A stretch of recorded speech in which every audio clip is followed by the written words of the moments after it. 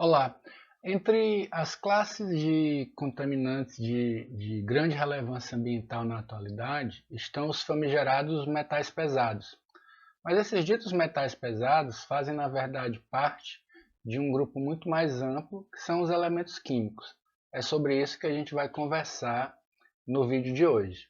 Meu nome é Ítalo Braga, sou professor da Universidade Federal de São Paulo, vinculado ao Instituto do Mar. E esse é um canal de Química Ambiental. Seja bem-vindo.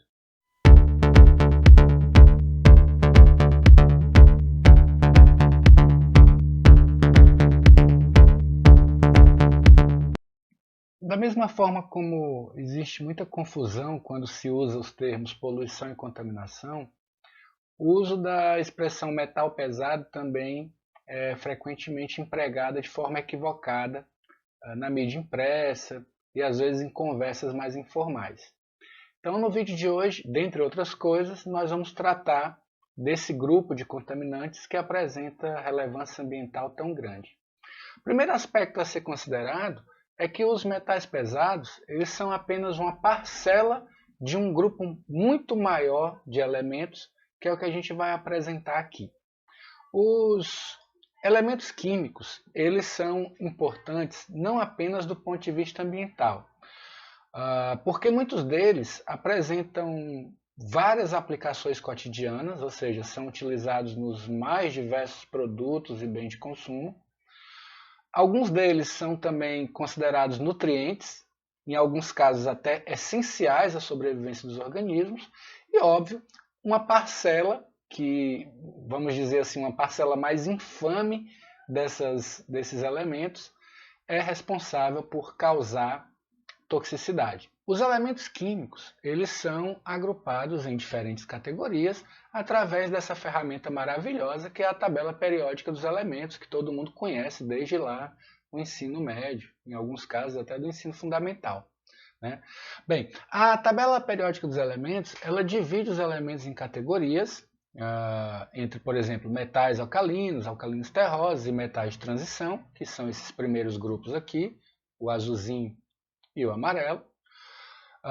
Em duas categorias mais recentes, que são os lantanídeos e actinídeos, são essas tabelinhas aqui em rosa e roxo, lembrando que eles fazem parte da classe dos metais de transição.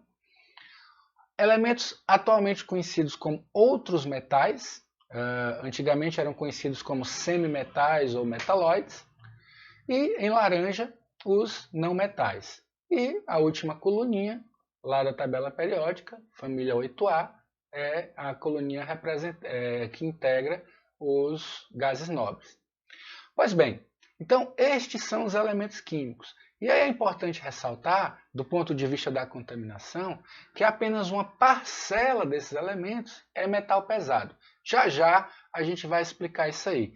Antes, eu queria dizer que a maior parte desses 118 elementos eles são naturais, ou seja, eles ocorrem naturalmente na crosta terrestre. Porém, alguns desses elementos, né, os que estão aqui marcados com os círculos em vermelho, são artificiais. Também são artificiais todos os elementos conhecidos como transurânicos, ou seja, após o urânio, né, com número atômico maior que 92, ou seja, o netúnio, o plutônio, o amerincio, entre outros. Os elementos artificiais, eles foram, se tomou conhecimento dele através da sua síntese durante condições experimentais. Cabe aqui ressaltar que alguns desses elementos, principalmente esses com número atômico maior e com nomes esquisitos, né, com símbolos formados aqui por 3 letras, como ununquádio, unupêntio, unuéxio, esses elementos eles são formados através de processos de fusão ou fissão atômica e eles têm um tempo de meia-vida extremamente curto. Né? No caso dos últimos 4, que foram os que foram recentemente descobertos, e a sua descoberta foi aceita pela IUPAC, levou um certo tempo, porque a sua existência com aquele número atômico era tão transitória que a IUPAC requisitou mais evidências de que eles realmente existiriam, ok? Os elementos químicos, como todo mundo bem sabe, eles são formados por um núcleo atômico e uma eletrosfera. Nesse núcleo atômico, nós vamos ter prótons e nêutrons. Só que, em geral, os elementos eles são identificados pelo número de prótons. Por exemplo, o hidrogênio é um elemento que tem apenas um único próton. O hélio tem 2, o lítio tem 3, o berílio tem 4 e assim sucessivamente. No entanto, existem também os chamados isótopos dos elementos, ou seja, são situações em que no núcleo atômico do elemento existe, óbvio, um número fixo de prótons, porém um número variável de nêutrons. Por exemplo, são conhecidos atualmente 3 isótopos do hidrogênio. O hidrogênio, com apenas um próton e nenhum nêutron, o deutério, que tem um próton e um nêutron, e o trítio, que tem um próton e 2 nêutrons. Óbvio que a massa atômica desses elementos é diferente, porque, como nós sabemos, o nêutron e o próton têm massa, ao passo que os elétrons não têm massa. Os isótopos elementares, eles ainda podem ser classificados em instáveis ou estáveis. Os isótopos instáveis são aquelas que têm um número bem maior de nêutrons e, com esse número maior de nêutrons, eles se tornam extremamente instáveis, como o próprio nome sugere, e, portanto, liberam partículas, que podem ser partículas alfa, formada pelos prótons e nêutrons excessivos, podem ser partículas beta, formadas por elétron, e podem ser partículas gama, onde você tem basicamente a liberação de energia eletromagnética, ok? Nesse caso, esses isótopos, principalmente os que liberam energia eletromagnética, ondas, né, gama, eles são conhecidos como isótopos radioativos. E aí vem lá aqueles casos conhecidos de acidentes radioativos no mundo, como o incidente de Chernobyl, que foi o maior do mundo, e o segundo maior do mundo, para quem não lembra, um incidente com o rompimento de uma cápsula de Césio-137 na cidade de Goiânia, no Brasil. Os isótopos estáveis, por sua vez, não emitem qualquer tipo de partícula ou radiação eletromagnética. O resultado disso é que eles também não sofrem decaimento em uma escala de tempo razoável. Vale ressaltar que tanto os elementos parentais como alguns dos seus isótopos ocorrem naturalmente no ambiente. Não são necessariamente, por serem isótopos, de origem artificial. Pensando na composição química da crosta terrestre, nós temos que os óxidos de silício e óxidos de alumínio estão entre as moléculas mais abundantes, né? Óxido de ferro também é bastante abundante na crosta terrestre.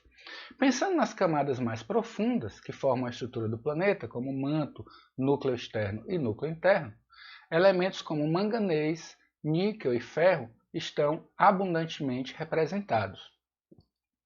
Aqui nesse gráfico, a gente traz aí uma composição percentual dos elementos presentes na crosta terrestre. Notem que o oxigênio, com mais de 45%, é o elemento mais abundante, seguido do silício, com mais de 28%. Entre os metais, o elemento mais abundante é o alumínio, com algo em torno de 8% na composição da crosta, seguido do ferro, cálcio, do sódio e do magnésio.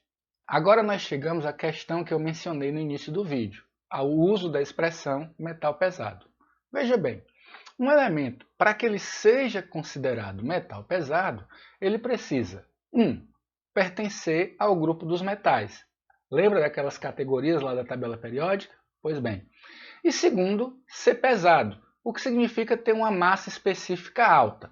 Logo mais, nós vamos mencionar as categorias de classificação dos elementos em função da sua massa específica. Mas eu posso adiantar que existem diferentes definições de pesado a depender da massa específica que um elemento apresenta.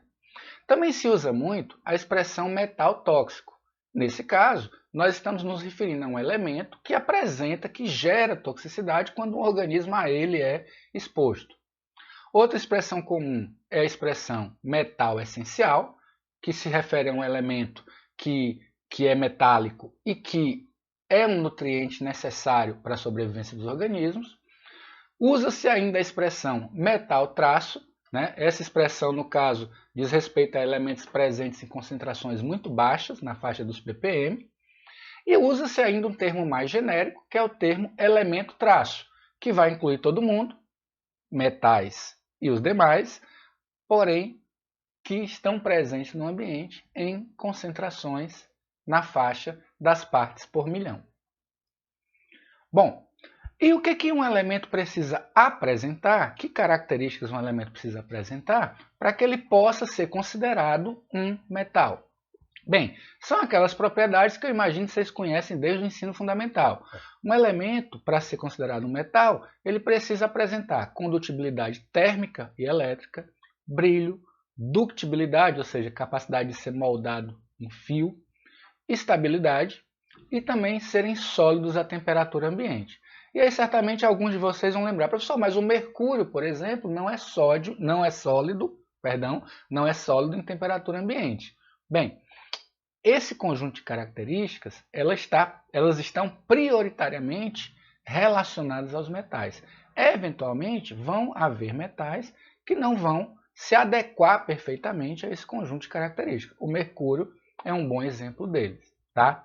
Voltando para aquela questão da massa, aqui a gente tem algumas classificações disponíveis na literatura. Então, segundo a literatura disponível, existem elementos que são considerados pesados ao atingirem uma massa específica superior a 3,5. Para outras classificações, um elemento só é considerado pesado se ele apresenta uma massa específica superior a 20. Então, note que o uso da expressão metal pesado, ela precisa obrigatoriamente se adequar à massa específica do elemento. Se nós adotarmos essa classificação que considera pesado apenas elementos com mais de 20 gramas por centímetro cúbico, apenas esses 4 elementos seriam considerados pesados. Né? Notem que todos os quadradinhos marcados nesse tom de amarelo mais claro não poderiam ser considerados metais pesados, né? Porque ou não pertencem ao grupo dos metais, tá? Ou são elementos transurânicos. No que diz respeito à demanda que os organismos fazem por esses elementos, os metais podem ser considerados como essenciais, são todos aqueles que têm uma função conhecida para o organismo. Aí eu listei os principais elementos essenciais conhecidos. E esses elementos essenciais, eles podem ainda serem subdivididos em categorias, a depender de o quanto eles são demandados pelos organismos. Por exemplo, cálcio, magnésio, potássio e sódio são considerados macronutrientes. Por quê? Porque são necessários aos organismos em concentrações elevadas. Por outro lado, elementos como como o zinco, o cobre, o níquel, o cobalto, o ferro, o molibdênio, eles são considerados elementos essenciais, porém dentro da categoria dos micronutrientes, porque embora sejam necessários, eles são demandados em concentrações muito baixas. Daí a expressão micronutriente, ok? Bom, mas para que esses elementos são eventualmente necessários? Existem uma infinidade de processos biológicos dos quais os elementos metálicos e outros elementos também não metálicos, claro, participam.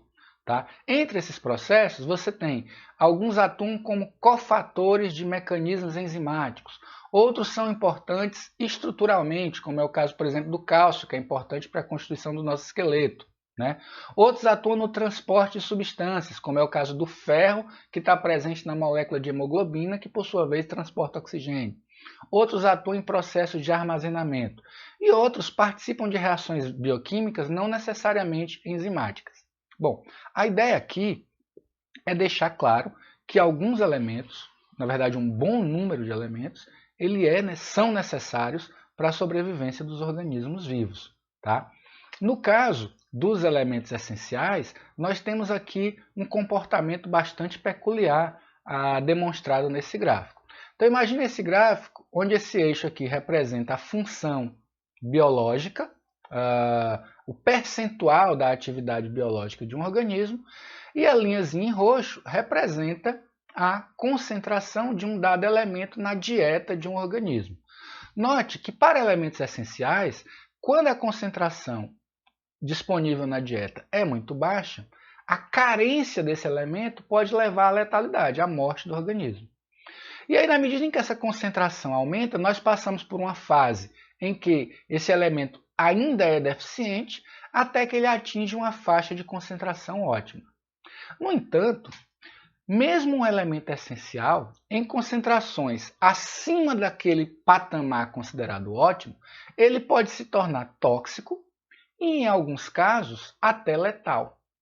Então pense que ao usar o termo elemento tóxico, você precisa considerar esse comportamento. Porque, de um certo ponto de vista, qualquer elemento é tóxico a depender da concentração. Né? Como já dizia Paracelso, a diferença entre o remédio e o veneno é a dose. Aqui a gente tem alguns exemplos de elementos não essenciais, que são elementos que não apresentam funções conhecidas para os organismos: prata, chumbo, alumínio, mercúrio, estânio, ouro, cádmio, titânio e bismuto. Esses elementos, eles muitas vezes apresentam toxicidade em baixíssimas concentrações. Cabe ressaltar que elementos como, por exemplo, o germânio, arsênio, o antimônio e o selênio são incluídos entre os metais tóxicos para fins de estudo ambiental, embora sejam, na verdade, pertencentes ao grupo dos metalóides ou semimetais. Ou ainda, se considerarmos a classificação mais moderna, um grupo conhecido como outros metais. De forma similar ao que nós fizemos com os elementos essenciais, eu tenho aqui um gráfico da resposta dos organismos biológicos em função da presença dos elementos não essenciais na dieta dos organismos. Note que em baixas concentrações, muitas vezes, o organismo tolera um determinado nível de exposição ao elemento. No entanto, a partir do momento em que a concentração é excedida, ultrapassa um determinado limiar, esse elemento começa a manifestar toxicidade e, em casos mais severos, pode ocorrer até a letalidade. Lembrando que essa faixa do tolerável vai depender do organismo e vai depender do elemento. Como eu já expliquei, os elementos, a maior parte dos elementos, eles estão presentes na crosta terrestre de forma natural. No entanto, a sua translocação entre diferentes ecossistemas indica que eles podem ser aportados no ambiente. E aí, considerando essas formas de aporte, nós temos mecanismos naturais e mecanismos antrópicos.